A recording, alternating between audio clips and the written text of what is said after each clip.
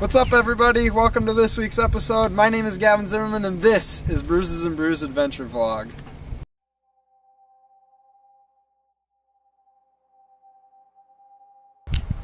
Alright guys, so today we are at a spot.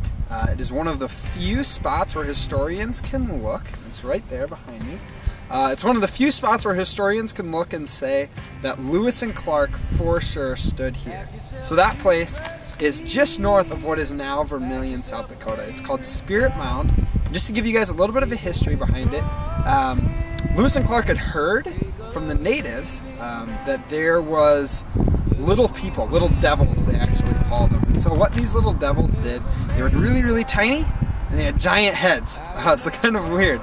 But they had very, very sharp arrows and sharp spears, and if you got anywhere near this, you would be killed.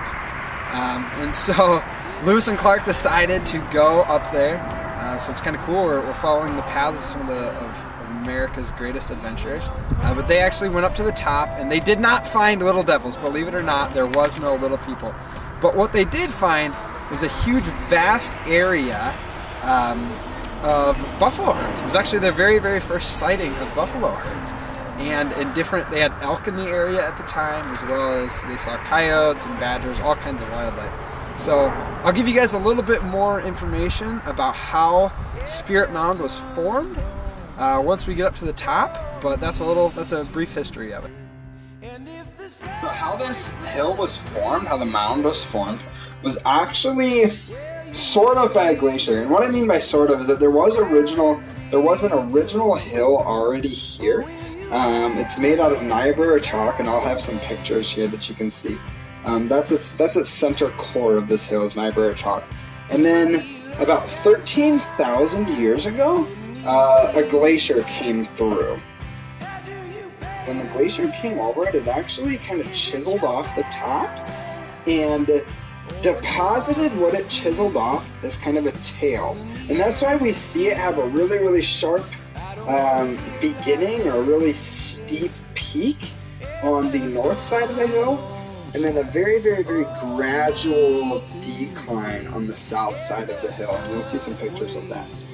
But this is actually evident by a couple different things, or a couple different boulders, we'll say.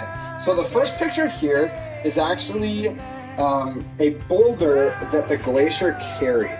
And the boulders started, they're called glacial erratic. And this first one here actually originated around the Minnesota-Canada border, somewhere right around Minnesota or Canada. And it is actually a granite boulder. So it's approximately 2 to 3 billion years old. And you'll notice that it has this kind of greenish, grayish growth stuff on it. That is actually called lichen. And what lichen is it's made up of a fungus and an algae that grows on a lot of the boulders around here. The second boulder is actually from up near the Spencer, South Dakota area. And that is approximately an hour north and a little bit west of here, kind of between Mitchell and Sioux Falls.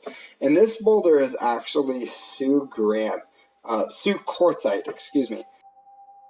And so those actually came down with the glacier.